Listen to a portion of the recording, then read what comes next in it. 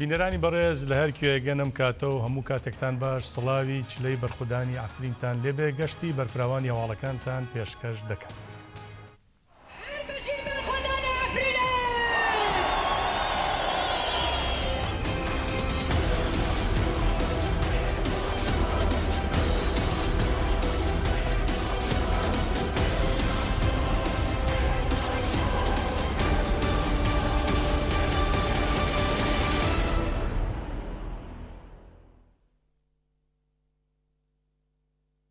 دووبارە سڵاو. ناوەندی ڕاگەاندن و چاپەمەنی هێزەکانی سووریای دیموکراتی قەسەدا ئاماری 24 کاتژمێری ڕابردووی شەڕ و پێکدانەکانی بەرخودانی سەردەمی ئافرینی ڕاگەاند و ئاشکرای کردووە شەڕوانان سەر جەمێرشەکانی هێزەکانی دوژمنیان تێکشکاندووە، زیانی گیانی و مادی زۆریان لێدا، ئەوەش لە کاتێکدایە کە دەبوو هێزەکانی تورک پابەندی ئاگربەستی سووریا بن کە نەبوون. ناوەندی ڕاگەاندنی هێزەکانی سووریای دیموکراتی هەسەدا ئاماری 24 کاتژمێری ڕابردووی شەڕ و پێکدانەکان و بەرخودانی سەردەمی ئەفرینی بەم شێوەیە ئاشکرا کردووە. تورکیا ئاگربەز لە سووریا پێشێل دەکات. وێڕای ئەوەی ئەنجومەنی ئاسایشی نەتەوە یەکگرتوەکان بڕیاری ئاگربەستی لە سەرەتاسەری سووریا ڕاگەیاندووە، بەڵام ئەرتەشی تورک و تاقمە چەتەکانی پابەندی ئاگربڕەکە نەبوون و بەردەوامن لە پێشێلکردنی. ئەرتەشی تورک و چەتەکانی بە هەموو هێز و توانە و پێشکەوتوترین تەکنۆلۆژیای شەڕەوە هەوڵی قڕکردنی گەلی ئەفرین دەدات. لە بەرامبەردا هێزەکانمان ناچارن بەرپەرچیان بدەنەوە و بەرگری لە خۆیان و خەڵکی سڤیلی ئەفرین بکەن. بەرەی ناوچەی جەندرێس لە دوێنێەوە وەک بەردەوامی هێرش و بردومانەکانی ڕۆژانی ڕابردوو، ناوەندی جەندرێس و گوندەکانی دەوروبەری لە زەمین و ئاسمانەوە بە چەکی قورس دەکرێنە ئامانج و تا ئامادەکردنی ئەم هەواڵە هێرش و بردومانی سەریان درێژەی هەیە. بەو هۆیشەوە باسەدان بۆمب و ڕۆکێت و تۆپ و هاوان نراون بە ناوچە مەدەنی نشینەکانەوە. بەرەی ناوچەی شیە لە بەرەکانی شەڕی گوندەوارەکانی شیە. ئەوە سێ ڕۆژە ئەرتەشی تورک و تاقمە چەتەکانی بە تانک و تۆپ بەردەوامن لە هێرشەکانیان بە تایبەتی گوندەکانی ئانقەلێ و سەنارە بە دژواری دەکرێنە ئامانج، بەڵام هێرشبەران لەلایەن شەڕوانانەوە بە توندی بەرپەرچیان دراوەتەوە و زیانی زۆریش لە گیانی و مادیش بەرداگیرکەران کەوتووە، بەڵام لەو بارەوە ئامارێکی تەواو بەدەست نەکەوتووە. بەرەی ناوچەی بلبلێ لە گوندی ئەلیجارۆ سەربازان و چەتەکانی ڕژێمی تورکیا گۆڕیان بە هێرش و بردومانەکانیان داوە، شەڕوانانیش بە توندی بەرپەرچیان دەدەنەوە و وێڕایش تێکشکاندنی هێرشەکەیان ناچاریش بە پاشکێ کردوون.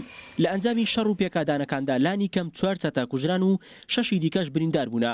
لە گوندی قەستەل موختاریش بە هەمان شێوە شەڕوانان بە توندی بەرپەرچی هێرشەکانی دوژمنانیان داوەتەوە و ئۆتۆمبیلێکی سەربازیشان تێکشکاندووە. بەرەی ناوچەی ماباتە لە ناوەندی دەڤەری بادینا دوژمن هێرشی کردوتە سەر شەڕوانان، بەڵام هێرشەکەیان تێکشکێنراوە و پاش ئەوە دوژمن بە چەکی قورس ناوچەکەی بردومان کردووە و دەیەوێت بەو شێوەیە شکستەکانی بشارێتەوە. لە بەرەی ناوچەی ڕاجۆش ئەرتەشی تورکیا و تاقمە چەتەکانی لە بەرەی گوندی بلێلکاوە هێرشیان کردوتە سەر سەنگەری شەڕوانان، لەوێش بە هەمان شێوە هێرشەکان تێکشکێنراوە و زیانی گەورەش بەر دوژمن کەوتووە، بەڵام لەو بارەوە ئامارێکی تەواو بەدەست نەخراوە.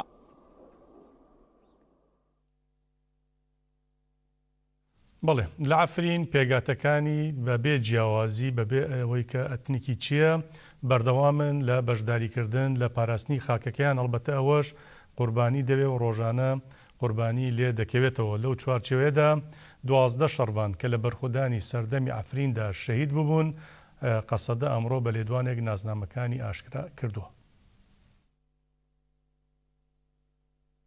ناوەندی ڕاگەاندن و چاپەمەنی هێزەکانی سووریای دیموکراتی هەسەدا لە لێدوانەکەیدا سەرەتا بەڵێنی درێژە پێدانی ڕێگای شەهیدانی دووپات کردوتەوە و پاشان ناسنامەی شەڕوانانی شەهیدی بەم شێوەیە ئاشکرا کردووە.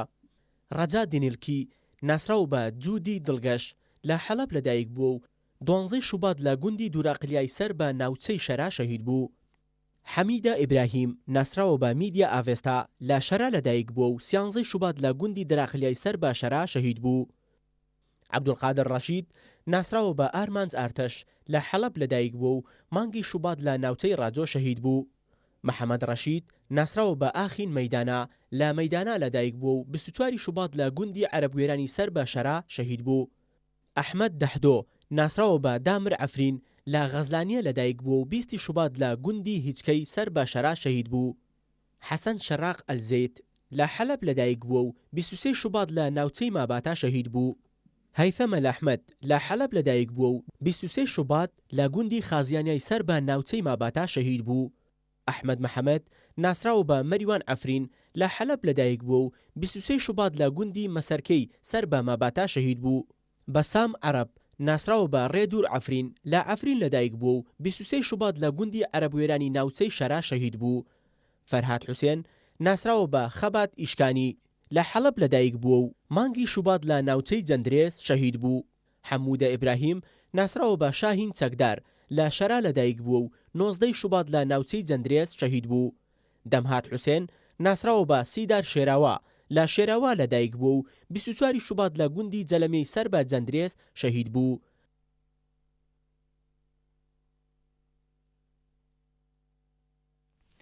ئەندامی کۆنسەی سەرۆکایەتی کۆماجڤاکێن کوردستان کەجەکە سۆزداراوێستا دەستخۆشی لە بەرخودانی سەردەمی ئەفرین دەکا ڕایدەگەێنێ ئاڵای تێکۆشانی هەشتی ئادار ئێستا بەدەست ژنانی ئەفرینەوە دەشەکێتەوە. ئەندامی کۆنسەی بەڕێوەبەری کۆماجڤاکێن کوردستان کەجەکە سۆزداراوێستا دەربارەی بەرخۆدانی ئەفرین و ئەو چالاکیانەی بە بۆنەی هەشتی ئادار ڕۆژی ژیانی ژنان ئەنجام دەدرێت بۆ ئاژانسی فرادووە و هەڵسەنگاندنی کرد. ئاوێستا لە سەرەتای قسەکانیدا تشی خستە سەر بەرخۆدانی ئەفرین و ڕێگەیان هەر وەک چۆن هەواڵ چیاگەر لە سووری ئامەد وتی ئەنجامەکانی ئەو بەرخۆدانیە بێوێ نەدەبن، هەر وەک چۆن مەحمەد چوون لە جزیرە وتی جگە لە بەرخۆدان و سەرکەوتن ڕێگایەکی دیکەمان نییە و هەر وەک چۆن دایکانی ئەفرین وتیان ئێمە بێ منداڵەکانیشمان دەتوانین بژین بەڵام ژیانی سەرشۆڕی قەت قبول ناکەین. ئەوەی دەکەوێتە سەرشانی ئێمەژەوەیە کە ئەو قسانە بکەینە مانێفستۆی تێکۆشانی خۆمان و لەو چوارچەوەیەدا بەرخۆدانی بکەین. لە بەشێکی دیکەی قسەکانیدا سۆزدار ئاوێستاوتی ئاڵای تێکۆشانی هەشتی ئادار بەدەست دایکانی ئەفرینەوە دەشەکێتەوە، بەرخۆدانی ئەفرینیش بازنەیەکە لە تێکۆشانی ژنان لە بەرامبەر سیستەمی پیاو سالاری. ناوبراو هەموو شەهیدانی ڕێگەی ئازادی بەبیرهێنایەوە وتی گەلی بە شەرەفی ئێمە ماوەی چڕ ڕۆژە لە بەرخۆدانیەشی بێوێنە و بەشکۆدان لێرەوە لەسەر ناوی تەبگەری ئازادی سڵاو و ڕێز و دەستخۆشی ئاڕاستەی گەل و شەڕوانان دەکەم کە بە فیداکاریەکی مەزنەوە کەرامەتی مرۆڤایەتی دەپارێزن. لە درێژەی قسەکانیدا سۆزدار ئاوێستا ڕەخنە لە بێدەنجی کۆمەڵگەی نێونەتەوەیی لە ئاسێرش و پەلامارەکانی دەوڵەتی تورکیا و چەتەکان لەسەر ئەفرین دەگرێت و دەڵێت سەرڕای بڕیاری ئاگربەستی ئەنجومەنی ئاسایشی نێودەوڵەتیش هێرشی چەتە فاشیستەکان لەسەر ئەفرین هەر بەردەوامە. دەبێ ئەوە بزانن کە ئەو چەتانەی ئەمڕۆ جیهان لە ئەستیان بێدەنگە ڕۆژێک دەبنە بەڵا لەسەریان. ئاوێستا دەربارەی پشتیوانیەکان لە ئەفرین وتی بانگەوازی ئێمە بۆ گەلەکەمان هەر لە گەنجان هەتاوەکو هەموو بەشەکانی کۆمەلگاوەیە کە کاتی خاوەنداریکردنە لە ئەفرین. ئەگەر ئێستا خاوەنداری لەو خاکە و لەو گەلە لە ژنان و منداڵان نەکرێ ئەی کەنجێ دەکرێ. لە کۆتایی قسەکانیدا سۆزدار ئاوێستا تشتی خستە سەر نزیکبوونەوەی هەشتی ئادار ڕۆژی جیهانی ژنان و وتی ئەو چالاکیانەی بۆ هەشتی ئادار ئەنجام دەدرێ نابێت لە چالاکیەکانی پشتیوانی بۆ ئەفرین جا بکرێنەوە، چونکە بەرخۆدانی ئەفرین درێژەی بەرخۆدانی هەشتی ئادارە و سەرکەوتنی بەرخۆدانی ئەفرین دەبێتە سەرکەوتنی هەموو ژنان.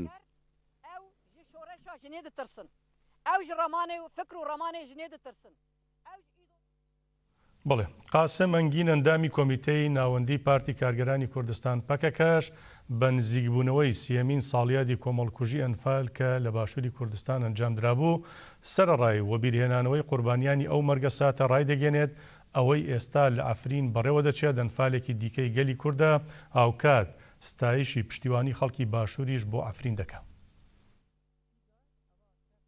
قاسم ئەنگین ئەندامی کۆمیتەی ناوەندی پەکەکە لە وتوێژێکدا لەگەڵ ڕادوێی دەنجی وڵات ڕێگەیان ئێستاژ لە دژی ئەفرین هەروەک کاتی پرۆسەی ئەنفالی باشووری کوردستان دەسەڵاتدارانی تورکیا بە ناوی ئاین و کتێبی پیرۆزی قورئانەوە بڕیاری کۆمەڵکوژی گەلی ئەفرینیان داوە کە ئەوە تاوانێکی زۆر گەورەیە وتی گەلی باشووری کوردستان بۆ پشتیوانی لە بەرخۆدانی ئەفرین لەسەر شەقامەکان و لە ئاستی هەرە بەرزی وڵات پارێزیدا خاوەندارێتی لە ئەفرین دەکا.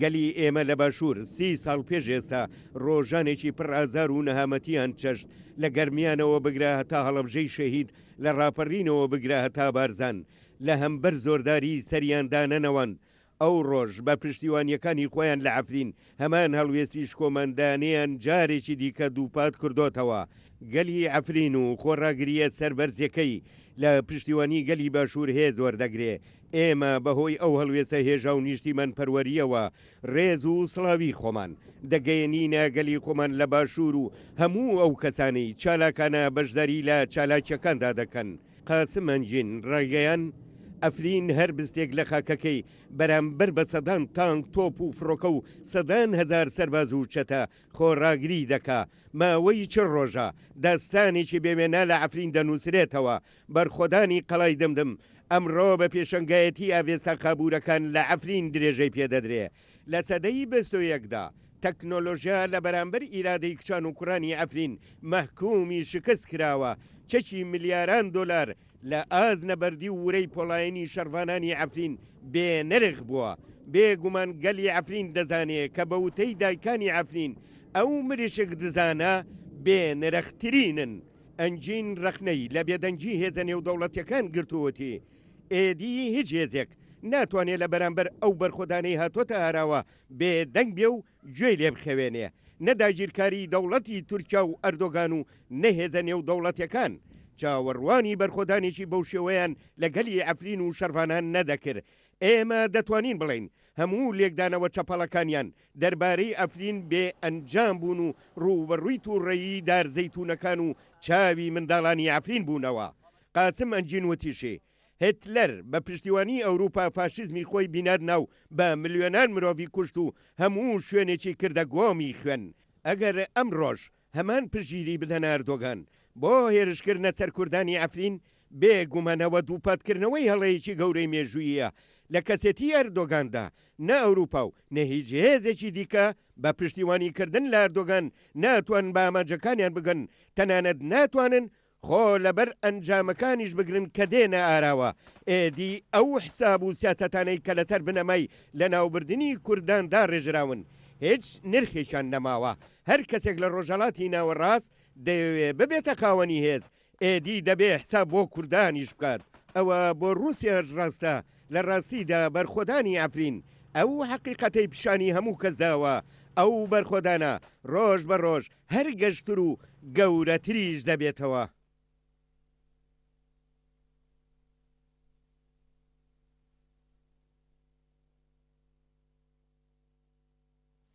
بەڵێ بینەرانی بەڕێز بە پێی دوایین هەواڵ کە ئێستا لە عەفرینەوە بەدەستمان گەشتەوە گێوەش لەسەر ئێکرانی تەلەڤیزیۆنەکەمان دەیبینن لەم ساتانەدا گوندەکانی ڕامادیە و حەملیکەی عەفرین بەخەستی لەلایەن هێزەکانی تورکیا و تاقمەچەتەکانیەوە بۆردومان دەکرێت. لە عەفرینەوە دەچینە جۆلەمەرگی باکووری کوردستان لە ناوچەی شەمزینان لە چالاکی گەریلاکانی یەپەکەدا دوو سەربازی ئارتەشی تورکی داگیرکەر کوژراون لە چەلێژ گەریلا فڕۆکەیەکی بێفڕەکەوانی سیخوڕیان خستۆتە خوارەوە.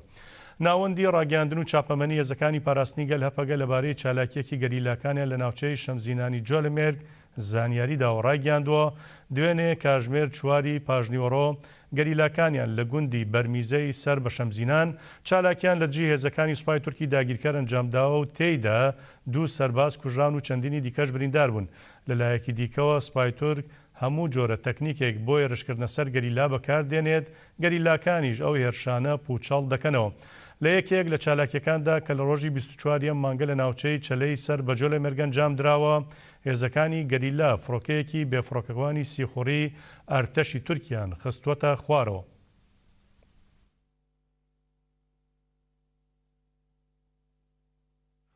ساڵح موسلم بەرپرسی پەیوەندیەکانی دەرەوەی تەفدەم باسی لە دەستگیرکردنەکەی کردووە و بەگەمە بە ناوی کردووە و تووشێتی حکوومەتی تورکیا لەناو ئەو گەمەدا شکستی هێناوە. ساڵح موسلم لەبارەی چەند ڕۆژی دەستگیرکردنی لە پراگی پایتەختی چێک قسەی بۆ ئاژانسی هەواڵی فرات کردووە و ئەو بابەتەی شی کردوتەوە.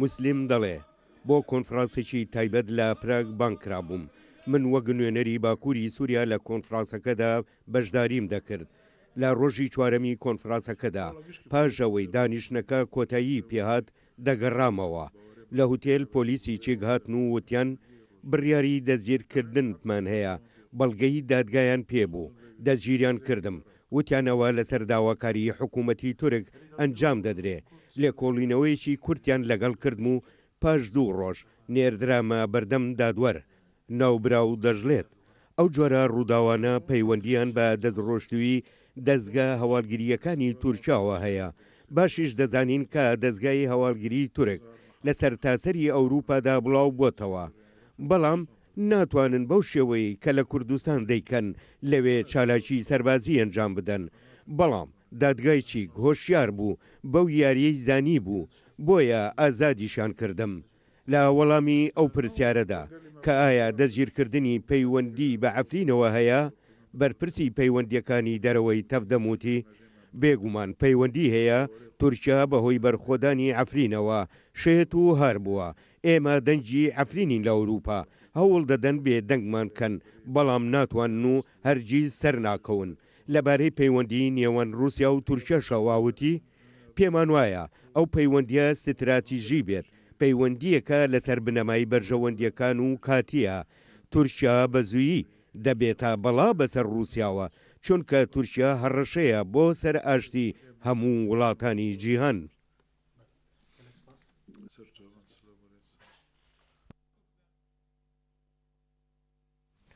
ئامینە کاکەباوە پەرلەمانتاری وڵاتی سوید دەست بەسەرکردنەکەی ساڵح موسلیمی کردووەتە ڕۆژەوی پەرلەمانی سوید و داوای کردووە نابێ ڕێ بە تورکیا بدرێ ئەنتەرپۆل بۆ مەرامی تایبەتی خۆی لە دژی نەیارەکانی بەکاربێنە.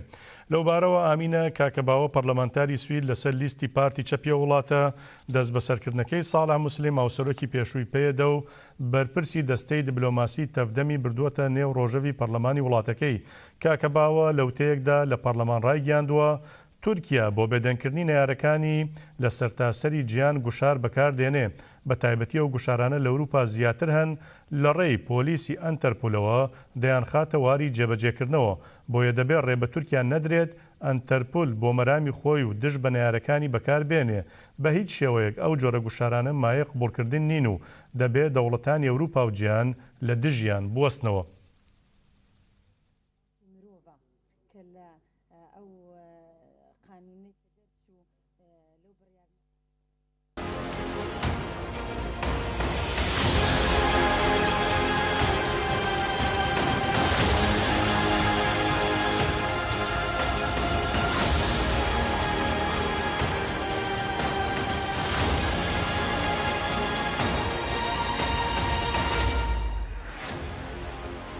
Kaçak yer Amerika'ya dünyacı fatih bekler.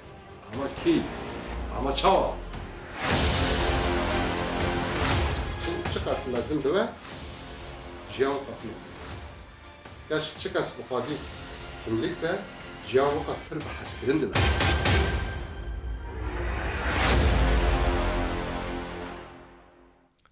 لە سێیەم مانگەدا لە بەرلینی پایتەختی ئەڵمانیا ژنانی کورد و هەروە وڵاتانی دیکەی جیهان بۆ پێشوازیکردن هەم لە هەشتی ئادار هەم بۆ پشتیوانی لە عەفرین چالاکیەکی مەزن ئەنجام دەدەن. لەو بارەوە ڕاگەنراوە لەگەڵ نزیکبوونەوەی هەشتی ئاداردا ڕۆژی جیهانی ژنان لە ئەوروپا ژنانی کورد خۆیان بۆ چالاکی مەزن ئامادە دەکەن. چالاکیەکانی ئەم ساڵی ژنان هەم ناڕەزیبوونی خۆیان لە دژی سیاسەتی متنگەری و دەسەڵاتداری پیاوسالاری دێنە زمان هەم دەستخۆشی و پشتیوانیش لە بەرخودانی سەردەمی عەفرین دەکەن. لەو چوارچێوەشدا ڕۆژی سێ ئادار لە بەرلینی پایتەختی ئەڵمانیا بە دروشمی هەموو شوێنێک عەفرینە هەموو شوێنێک بەرخودانە ڕێپێوان و چالاکی جۆراوجۆر بەڕێوە دەبرێ. سی ڕێخستنی ژنانی کورد و ئەنتەرناسیۆنالیست پێشەنگایەتی چالاکیەکە دەکەن. دەربارەی ئەو بابەتەش لە لێدوانێکدا ژنان ڕایان گەیاندووە ژنانی کورد وەک چۆن لە شنگال و کۆبانێ دژی چەتەکانی داعش بەرخودانیان کرد بە هەمان شێوەش لە عەفرین بە ڕۆحی ئاوێستا خاپور و بارین کۆبانیەوە بەرخودان دەکەن و لە دژی داگیرکەران شەڕ بۆ دەستەبەرکردنی ئازادی خۆیان دەکەن. دەوڵەتی تورک دەیەوێت بە هێرشکردنە سەر عەفرین پلانەکانی جێبەجێ بکە شۆڕشی گەلانی ڕۆژاوا و باکووری سووریا لەناو بەرێ. بۆیە بێدەنگی کۆمەڵگەی نێودەوڵەتی لە بەرامبەر هێرشەکانی دەوڵەتی تورکدا بۆ سەر عەفرین ئیدانە دەکەین بانگی بەشداربوونی چالاکیەکانی سێ ئادار لە هەموو ژنان دەکەین بە تایبەتی ئەوەی کە لە شاری بەرلینی ئەڵمانیا بەڕێوە دەچێت.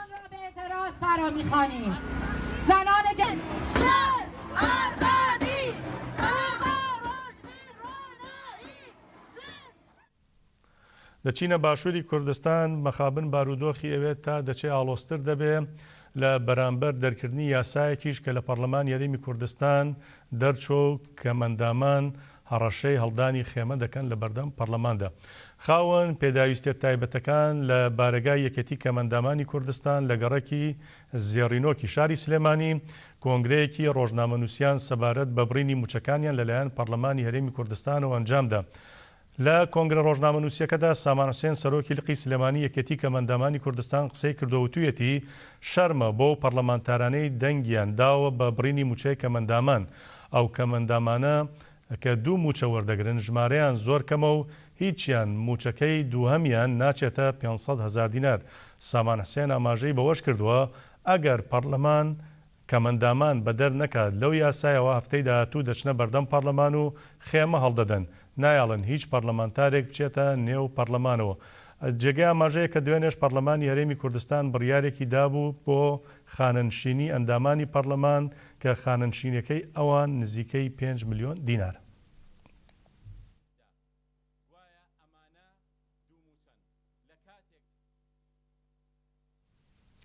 شێرکۆ جەودەت سەرۆکی لیژنەی پیشەسازی وزەوە کە ئەندامی لیژنەی دارایی پەرلەمانی هەرێمی کوردستانیشە دەڵێ کە یاسای چاکسازی لە موچەی خانەنشینیدا یاسایەکی باشە. ئەو پێیوایە یەکێک لە خراپەکانی یاساکە خانەنشینی پەرلەمانتارانە دوای 4 ساڵ کەەوە یاسایەکی خراپە و ئەوانیش بە قسەی ئەو لە دژی وەستاونەتەوە. دوای 16 ئۆکتۆبەر هەلومەرجێکی ناوخۆیی و دەرەکی و زۆرهێنانی گەندەڵی بۆ جومگەکانی حکومڕانی و قەیرانی دارایی ئەمانە بوون بە هۆکاریەوەی کە هەموو لایەک ناچار بێ کە داوای ئەم چاکسازیانە بکە. دەرەنجام پەرلەمان و حکوومەت پرۆژەیەکیان پێکەوە ئامادە کردووە و ئەو پرۆژەیە ئێقرار کرا لە پەرلەمان و تا ئەوەی کە بندیوارە، ئەوەی کە خانەنشینی نایاساییە، ئەوەی کە فرە موچەیە، ئەوەی کە یاری کراوە بە ئیمتیازاتە وەزیفەکانی بە نایاسایی، ئەوەی کە پلەی وەزیفی پێدراوە بە نایاسایی پلەی بەرز کراوەتەوە، ئەوەی کە بە ناوی شەهیدان و کەسوکاری ئەنفال کراوانەوە بە ناڕاستەقینە بە تەزویر بە نایاسایی ناوی ئەو بە ڕێزانەی بەکارهێناوە بۆ ئەوەی کە بە نایاسایی ئیمتیازات وەربگرێ. من وەکو خۆم وەکو ئەندامی لیژنەی دارایی و وەکو فراکسیۆنی یەکگرتووش بە توندی دژی ئەوەستاینەوە کە پەرلەمانتار بە 4 ساڵ خانەنشین بکرێ و بە توندی داوای ئەوەمان کرد کە ئەبێ وەکو بەغدا 15 ساڵ خزمەت و 50 ساڵ تەمەنی هەبێ. بەڵام لەبەر ئەوەی کە کەمینە بووین زۆرینە دەنگیدا بەوەی کە بەبێ پێوەری 15 ساڵ تەمەن و 50 ساڵ هەر خانەنشین بکرێت. 127,249 خانەنشین هەیە لە هەرێمی کوردستان کە ئەمانە خوار 400,000 مانگانە.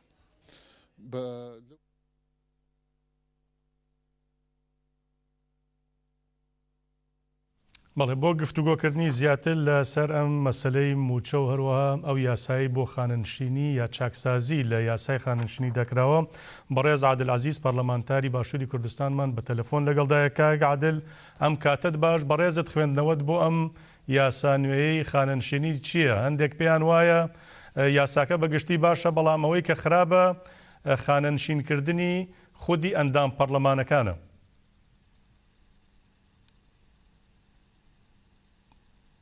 کاک عادل عەزیز گوێت لە منە؟ بەڵێ دیارە کاک عادل گوێی لە من نییە. گەر هاوکارانم هەوڵ بدەن پەیوەندیەکە لەگەڵیدا گرێ بدەنەوە تا ئەو کاتێمە بەردەوام دەبین لە هەواڵەکان. بەڵێ دەچینە هەواڵێکی دیکە ئەوی ژەر سەبارەت بە باشووری کوردستانە. ڕێکخراوی هیومن رایتس وۆچ لە نوێترین راپۆرتیدا باسی لە دەستگیرکردنی خۆپیشاندەران و ڕۆژنامەنووسانی هەرێمی کوردستان کردووە لەلایەن هێزە ئەمنیەکانەوە کە لە خۆپیشاندانەکانی مانگی کانونی ساڵی 2017دا دەستگیر کرابوون. هیومن رایتس وۆچ لە راپۆرتێکیدا پێشێلکاری هێزە ئەمنیەکانی هەرێمی کوردستان لە دژی خۆپیشاندەران و ڕۆژنامەنووسان لە خۆپیشاندانەکانی کانونی یەکەمی ساڵی 2017 خستۆتە ڕوو. لەو راپۆرتەدا هاتووە خۆپیشاندەران بۆ ماوەی 8 ڕۆژ بەبێ ئەوەی ببرێنە بەردەم دادوەر دەستگیر کراون و ناچار کراون بە واژۆکردنی باڵندنامەیەک بۆ ئەوەی چیدی ڕەخنە لە حکوومەتی هەرێم نەگرن. هەروەها 3 ڕۆژنامەوانیش لەلایەن ئاسایشەوە دەستگیر کراون تەنیا بەو هۆکارەی کە هەواڵی خۆپیشاندانەکانیان ڕۆماڵ کردووە. لە بەشێکی دیکەی راپۆرتەکەدا ئاماژەبەوە دراوە لە کۆتایی مانگی کانونی دووەم و سەرەتای مانگی شوبات هیومان ڕایتس وۆچ چاوپێکەوتنی لەگەڵ 11 کەس ئەنجام داوە کە بەشداریان لە خۆپیشاندانەکان کردبوو. هەمویان نکۆڵیان لەوە دەکرد کە توندوتیژیان لە خۆپیشاندانەکاندا ئەنجام دابێت. لە راپۆرتەکەی ئەو ڕێکخراوەدا هاتووە لە 21 کانونی یەکەمدا 7 لەو کەسانە لە ڕانیە دەستگیرکراون و پاشان بەڵێننامەیان پێواژۆ کراوە کە چیدی لە هیچ خۆپیشاندانێکدا بەشداری نەکەن. ڕێکخراوەکە لەگەڵ دوو ڕۆژنامەوانیش کە لە کاتی ڕۆماڵکردنی هەواڵەکاندا دەستگیر کراون قسەی کردووە کە خەڵکی کۆیە و هەڵەبجەبوون. یەکێک لەو ڕۆژنامەوانانە وتوێتی بۆ ماوەی 3 ڕۆژ دەستگیر کراوم و بەبێ ئەوەی ببرێتە بەردەم دادوەر.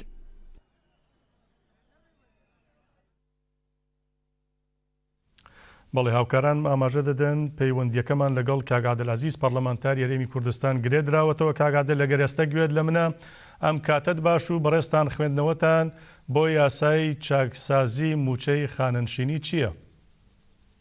بەڵێ زۆر سپاس بۆ بەڕێستان.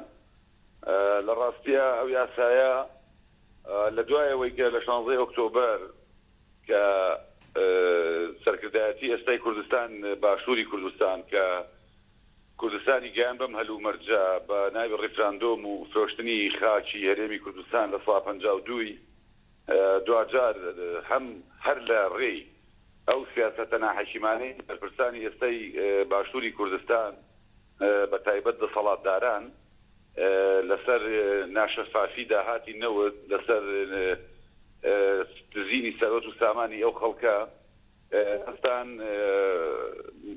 پاشەکەوتیان لە موچە کرد وەلەوە و پاشەکەوتە کارێکی نایاسایی موچە بە یاسا ڕێکراوە.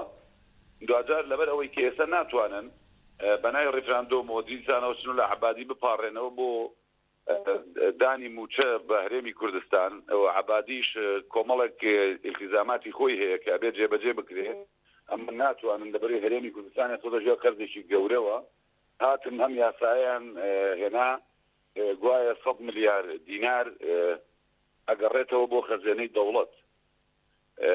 بەڵام یاساکە بە بڕای من هیچ جگە لەوەی کە لە کۆمەڵی خەڵکی فەقیر و هەژار زەرمەندە تێیدا یاسایەکی باش نییە. بەڕاستی ئەو یاسایە لەو شوێنەی کە لە مەسلحەتی یەکێتی و پارتی بدا لەویا جێبەجێ ناکرێت بە دڵنیاییەوە، لەو شوێنەی کە لە مەسلحەتی نەدا لە مەسلحەتی خەڵک بدا جێبەجێەکەن.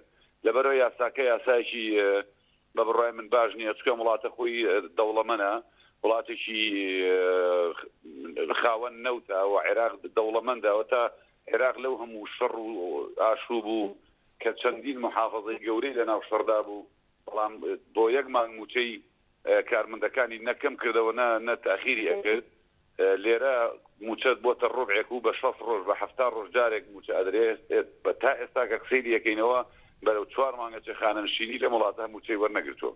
باشە کاک عەبدول گلەیەکی زۆر لە خانەنشینان هەروە خەڵکی دیکەش هەیە کە بۆچی دەبێ موچەی خانەنشینێک کە 25-30 ساڵ خزمەت دەکا ڕەنج دەدا لە پارەی خۆشی هەڵبەتە کە دەیداتەوە بە خەزانەی حکوومەت دەبێت 300,000 موچەی هەبێ مانگانە وەکو بەڕێزی شدودەوە 122 ڕۆژە موچەشیان وەرنەگرتووە. بەڵام پارلەمانتارێک کە 4 ساڵ ئەو خانەنشینە دەنگی پێداوە گیاندوویەتی ئەوێت دەبێ ئەو نزیکەی 5 ملیۆن وەرگێ. باش ئەمە ڕەوای حەقە بەڕای بەڕێزت. لە ڕاستی خۆی من ئێمە لەگەڵ وەکو فراکسیۆنی گۆڕان لەگەڵ ئەو یاسایە نەبووین، لەگەڵ ئەو مادەیە نەبووین کە ئێمە داوامان کرد کە کەمترین موچەی خانەنشینی 400,000 بێ. فعلەن 400,000 ترەوە نییە، ئەچی خانەنشینە 400,000 وەرگێ، کەمترین موچە 400,000 بێ. ئیتر موچەخۆری وایە بۆ نمونە بەڕێوبەرە یان قازیە یان مامۆستایە یان فەرمانبەرە ئەوە بەپێی ساڵی خزمەتی بەپێی ئەوانە موچەکەی سەرەکەوێت و بەچەند خانەنشینەکەیان ناکەیان ساڵی تەمەنی خۆی کاتێ تەواوەکە. بەڵام ئەڵێ ئێمە لەگەڵەوەی کە کەمترین خانەنشینی وەک یاسای اتحادی عێراقی لێدێت 400,000 دینار کەمتر نەبێ. بەڵام ئەوە یەکێتی و پارتی بوون، ئەو حیزبانەی هاوپەیمانەکانیان بوون لە ناو پەرلەمان کە یاساکەیان تێپەڕاند. ئێمە نەک دەنگمان نەدایە، ئەفوان ئێمە دژی ئەو بەندە بووین کە ئێمە لەگەڵ 400,000 بووین بۆ کەمترین خانەنشینی. کاک عەبدول تەنها لەگەڵ 400,000ەکە بوون یاخود لە دژی 5 ملیۆنەکەش بوون بۆ خۆتان؟ بەڵێ ئێمە لە دژی 5 میلیۆنەکەش بووین ئێمە وتمان هەربادەم ئێمە لە چوارچەوەی عراقی فێدراڵیندا یاسای اتحادی فێدراڵی جێبەجێ بکرێرە هەرێمی کوردستانیش پەرلەمانتارێک تەمەنی چۆ 50 ساڵ و 50 ساڵ خزمەت ئەو یاسای عراقیش خۆوەندە باش نییە بەپی دادگای فێدراڵی ئەو بڕیان وەستێنراوە چونکە تۆ ئەگەری دە 50 ساڵ و 50 ساڵ خزمەت بە لە 180 موچەکەت خانەنشین نەبی موچەی ئیسمی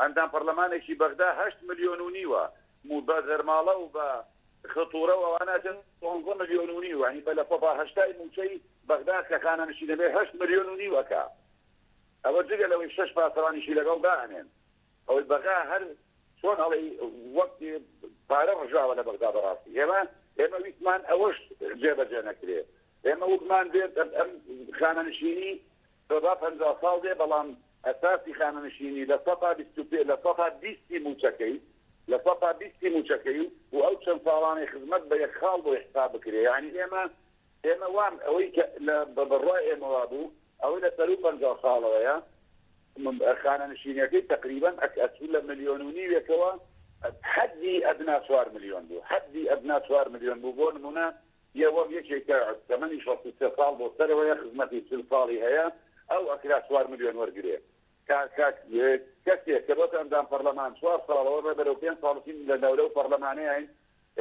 کە شەڕی گەورەی قوتی خەڵک تەنها فراکسیۆنی گۆڕان و هەندێک لە ئەندامەکانی فراکسیۆنەکانی تر کردویانە بەڵام بەداخەوە کۆمەڵگای ئێمە شتەکان بەڕاستی بە جوانی نابینێ هەر هەموو تەماشاکە لەبەرەوەی ئەندام پەرلەمانە خانەنشین بۆ کاتی ئێمە دژی خۆمان دەرمان داوە ئەو هەموو چێمان نەویستوە بەڵامەوان بە زۆرینە پێیان پەڕاندووە ئێمە لەگەڵەوە بووین لە 120 ئەساسی موچە دابنرێت ساڵی خزمەتیشی بخرێتە سەر دوا جاریان من کە خۆم وەکو ئەندام پەرلەمانێک پێشنیارم کرد وتم کاکە ئەمە پێویستم هەموو مناقەشەیە ناکات لە 130 لە 140 لە 150 لە 160 یەک مەبلەغی معقول کە ئینسان عایلەیەکی پێدەژی بۆی دانن بۆ ئەندام پەرلەمانە بۆ خانەنشینی بە نمونە ملیۆن و نیوێک بە نمونە ملیۆن و نیوێکی بۆ دابنێن ئەمە پێی ئەژی هەر کەسێ ئەم پارەی پێکەمە ئەتوانێت چۆ لەسەر ئیشەکەی خۆی ئوستازی جامیعە ئەگەر 3 ملیۆن دەست ئەکەوێت ئەستازی جامیعە ئەندام پەرلەمانەکە ئیشی پەرلەمانتاری تەواو بوو بچێتەوە ئوستازی جامیعە لەبەرەی موچەکەی ئەوەی زیاترە بێ ئەگەر ئەمە بکەن ئەمە جۆرێکە لە عەدالەتی وەکەمترین موچەش ئەگەر 400,000 بێ ئەگەر ملیۆن و نیوێکی بۆ پەرلەمانتار بێت لەمەدا سەروەری بەڕاستی نییە ئەمە ڕێی ئێمە باشە کەوا بۆ ئێستەمە تێپەڕیدی جارێکی دیکە ناتوانرێ مەسەلەن پێداچوونەوەی پیا بکرێ هەموار بکرێتەوە بۆ ناتوانرێت خۆمە یاسای خاڵانە هەموارە کرێتەوە هەموو خولێک چەندین جاری یاساکان هەموارە کرێتەوە خۆمە پەڕی قورئانیە کەس نەتوانێت گفتاریکە یاسایە 4 ساڵێکە گفتاریە کرێ بە پێی خزمەتی بە پێی تەمەنی بە پێی ئەوەی کەلکردنەوەی ئەو موچەیە بەڵام ئێستا لە ئێستادا یەکێتی پارتی کە کۆمەڵێک کەوادریان پێگەیاندووە بەمە ڕازی نابنەوەن بە موچەیەکی مامناوەندی ڕازی نابنەوەن موچەیەکی زۆری ئەنەوێ بۆ چونکە بە تەواوەتی ئەمانە ئەخرێنەوە خزمەتی حیزب لەباتی ئەوەی خزمەتی خەڵکن ئەبێ دابنیشن وەک قڕمیشکرارێک خزمەتی حیزبەکانیان بکەن لەبەرەوە ئەمانیش بۆیان کەم ناکەنەوە سوگەر ئەو پارەکەمەیان بنێ لە حیزبەکانیان دوور دەکەونەوە بەڵێ باشە بەڕێز عادلعەزیز پەرلەمانتاری هەرێمی کوردستان لەسەر لیستی بزوتنەوەی گۆڕان زۆر سپاسی بەڕێزت دەکەین کاتێکی خۆش بۆ بەڕێستان خۆشتر بەڕێزی بەڵێ بینەرانی بەڕێز هەر لە باشووری کوردستان دەمێنینەوە لەوێ لەگەڵ نزیک بوونەوە لە یادی کۆمەڵکوژی و کیمیابارانی هەڵەبجە سەمینارێک بە ناونیشانی کیمیاباران یادەوەری لە نێوان مەرگ و ژیان دۆستیدا بەڕێوە براوە بە ئەمەدەبوونی ژمارەیەک لە کەسوکاری شەهیدان و چین و تێژە جیاوازەکانی پارێزگای هەڵەبجە لە هۆڵی کۆلیژی زانستە مرۆڤایەتیەکانی زانکۆی هەڵەبجە سمینارێک بۆ نووسەر و ڕۆژنامەنووس ئیبراهیم هەورامانی بەڕێوەچوو ناوبراو لە سمینارەکەدا باسی لەوە کرد کە لە ماوەی 30 ساڵی ڕابردوودا بەرپرسانی حکوومەت نەیانتوانیوە بە جۆرێک یادی شیمیابارانی هەڵەبجە بکەنەوە کە بکرێتە بۆنەیەکی نەتەوەیی و لە ناوەندە نێو نەتەوەیەکاندا وەک بەڵگەیەکی زیندوو بەکاری بهێنن بۆ بە جینۆساید ناساندنی تاوانی شیمیاباران ئەوەش لەبەر ئەوەی بۆنەکان بەگشتی و بۆنەی هەڵەبجە بە تایبەت بە حیزبی کراون لە بەشێکی تری قسەکانیدا ئیبراهیم هەورامانی وتیشی بەهۆی کەمتەرخەمی حکوومەت و بەهەندوەرنەگرتنی ئەو تاوانەی بەرامبەر بە هەڵەبجەیەکان ئەنجامدرا کار گەشتۆتە ئەوەی کە ئینتیما نەمێنێت بۆ یادە بۆیە دەبینین ساڵ لە دوای ساڵ یادی شیمیابارانی هەڵەبجە بچووک دەکرێتەوە بۆیە بە ئەرچی زانکۆی هەڵەبجە و دامەزراوە زانستیارەکانی هەرێم دەزانم کە جارێکی دیکە خەم لە بۆنەنەتەوەیەکان بخۆن بۆ ئەوەی هاوشێوەی جوولەکان بتوانن چیانێک بۆ خۆمان دروست بکەین جێیوە بیرهێنانەوەیە لە 16/1980 لە ئەنجامی بردومانکردنی شاری هەڵەبجە لەلایەن فڕۆکە جەنجەکانی ڕژێمی لە ناوچووی بەعسەوە زیاتر لە 5,000 هاوڵاتی بێتاوان شەهید بوون و هەزارانیش بریندار و بێسەر و شوێن بوون هەزاری دیکەش تا ئێستا بەدەست برینەکانیانەوە دەناڵێنن.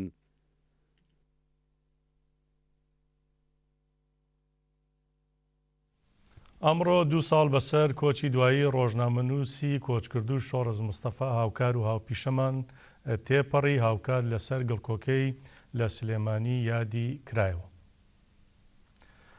2 ساڵ تێپەر دەبێت بەسەر کۆچی دوایی ڕۆژنامەنووسی ئاژانسی ڕۆژنیوز شۆڕژ مستەفا کە بەهۆی نەخۆشیەوە گیانی لەدەستدا بوو. بەو بۆنەوە بە ئامادەبوونی بنەماڵە و هاوکارانی ئەمڕۆ لەسەر گڵکۆکەی لە شاری سلێمانی مەراسمێکی یادکردنەوە بەڕێوە چوو. لە مەراسیمەکەدا ناسیار مستەفا برای ڕۆژناوەنووسی کۆچکردو وێڕای بەخێرەتنی میوانان ڕایگەیان لە دەستدانی شۆڕش کلێنێکی گەورە بوو لە ڕاگەاندندا بەڵام ڕێگەیەکی ڕاستەقینەی نیشانی هەموواندا. جێگای وەبیرهێنانەوەی 2 ساڵ بەر لە ئێستا و لە ڕۆژی 27 شوباتی ساڵی 2016دا شۆڕژ مستەفا عەلی ئەندامی دەستەی دامەزرێنەری ئاژانسی دەنگوباسی ڕۆژنیوز هەروە هاوکاری کارای تەلەڤیزیۆنەکەمان ستێر تیڤ بە نەخۆشی لە نەخۆشخانە کۆچی دوایی کردبوو.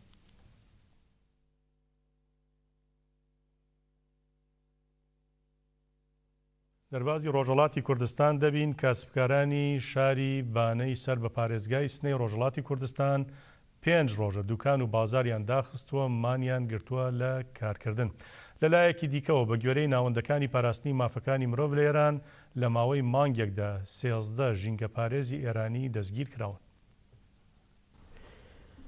مانگرتنی کاسبکارانی ڕۆژهەڵاتی کوردستان لە ڕۆژی 24 شوباتدا بە مەبەستی دەربڕینی ناڕەزایی لە دژی داخستنی بازاڕە سنووریەکان لەلایەن حکوومەتی ئێرانەوە لە شارەکانی پیرانشاری سەر بە ئورمێ و بانە دەستی پێکرد. ڕاگەیەندراوە کە شارەکانی بانە و پیرانشار بە چڕی میلیتاریزە کراون و هێزە سەربازەکانی حکوومەت و جاشەکان کۆڵان و بازاڕەکانیان قۆرغ کردووە. هەروەها بەهۆی هەڕەشەکانی ئەو هێزانەوە بەشێک لە کاسبکارانی پیرانشار دوکانەکانیان کردوتەوە. هەروەها سەرچاوە خۆجێیەکان ڕایان گەیاندووە کە ژمارەیەک لە دوکاندارانی شاری مەریوان سەر بە پارێزگای سنە لە چەند مۆڵی جیاوازدا بەشداری مانگرتنەکە بوون. لە لایەکی دیکەوە حکوومەتی ئێران ئۆپەراسیۆنی لە دژی ژینگە پارێزانی ئێرانی دەست پێ کردووە. لە ماوەی مانجێکدا 13 ژینگە پارێزی دەستگیر کردووە. علی ڕەزا فەرهادزادە دوایین ژینگە پارێزی دەستگیر کراوە. ناوبراو دەرهێنەری چەند فیلمێکی دیکۆمنتاری لەبارەی ژینگە و سروشت و ژیانی ئاژەڵەکانی دەرهێناوە. حکوومەتی ئێران بانگێشەی ئەوە دەکا کە ئەو ژینگە پارێزانە کاری سیخوڕیان کردووە بۆ وڵاتانی دەرەوە بەڵام هیچ وردەکاریەک لەبارەی دۆسیەکانیانەوە ئاشکرا ناکات. ئەوەش لە کاتێکدایە زیاتر لە 10 هاوڵاتی ئێرانی لە ئەنجامی خۆپیشاندانەکانی گەلانی ئێراندا دەستگیر کرابوون لە زینداندا لەژێر ئەشکەنجەدا کوژراون. ناوەندە پەیوەندیدارەکانی ئێران بانگێشەی ئەوەیان کرد کە ئەو دەستگیرکراوانە هەمویان خۆیان کوشتووە.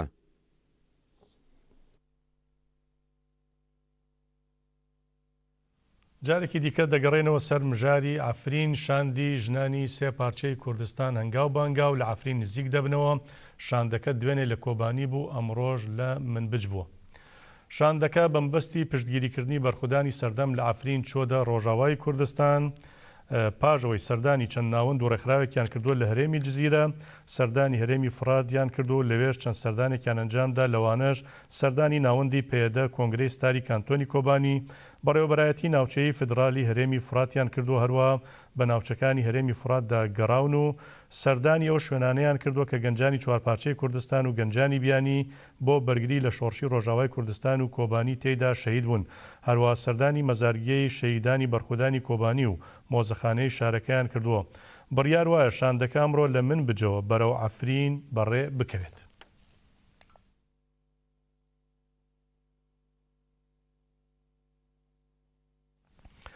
چین و توێژەکانی پارێزگای هەڵەبجە باز لە بەرخودانی عەفرین دەکەن و خەباتی شەڕوانان و گەلانی عەفرین بەرز دەنرخێنن. هاوکات نیگەرانن لە بێدەنگی کۆمەڵگەی نێودەوڵەتی لە بەرامبەر بە شەهیدبوونی سەدان هاوڵاتی مەدەنی لە عەفرین. بەرخودانی عەفرین مێژووی نەتەوەیەک ئەنووسێتەوە. سنبلە بۆ هەموو گەلی کورد لە هەر چوار پارچەی کوردستان، هەموو ئازادی خوازانی جیهان، هەموو مرۆڤ دۆستەکانی جیهان لەم پەڕیەوە تا ئەو پەڕی. لەبەرەوەی ئەمڕۆ گەلی کورد لە عەفرین دووچاری هێرشێکی دیکتاتۆرە و دڕندانە بووەتەوە.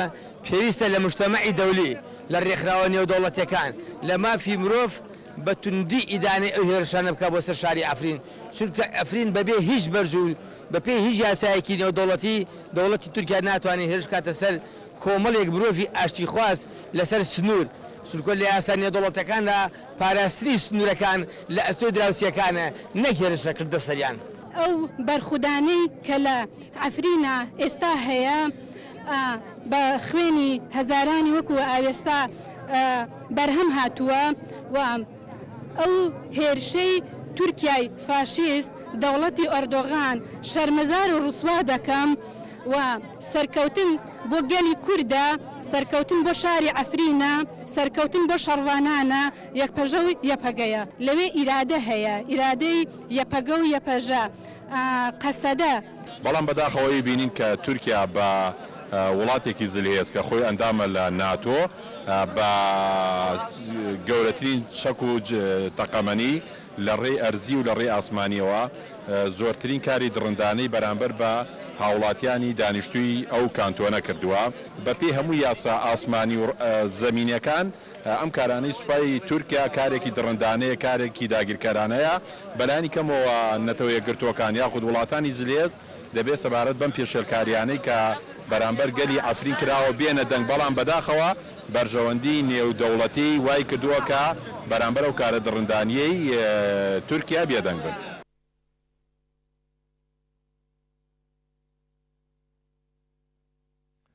دەچینە خانەقین و ئەڵوەنی گەرمەسێر. لەوێ بە دەستپێشخەری تەفگەری ئازادی چادری کەمپینی کۆکردنەوەی هاوکاری و کۆمەک بۆ عەفرین هەڵدراوە.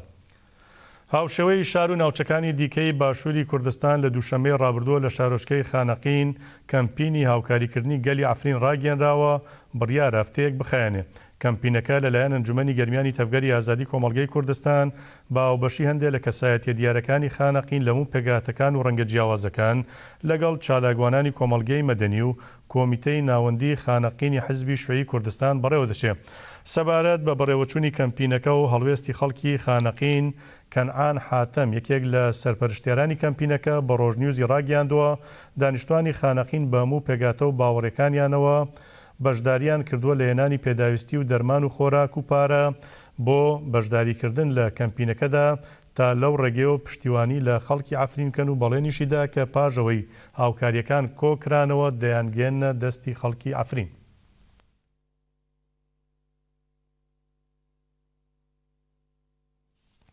بەم شێوەیە گەشتی بەرفراوانی هەواڵەکانتان پێشکەش کرا. شەوتان باش.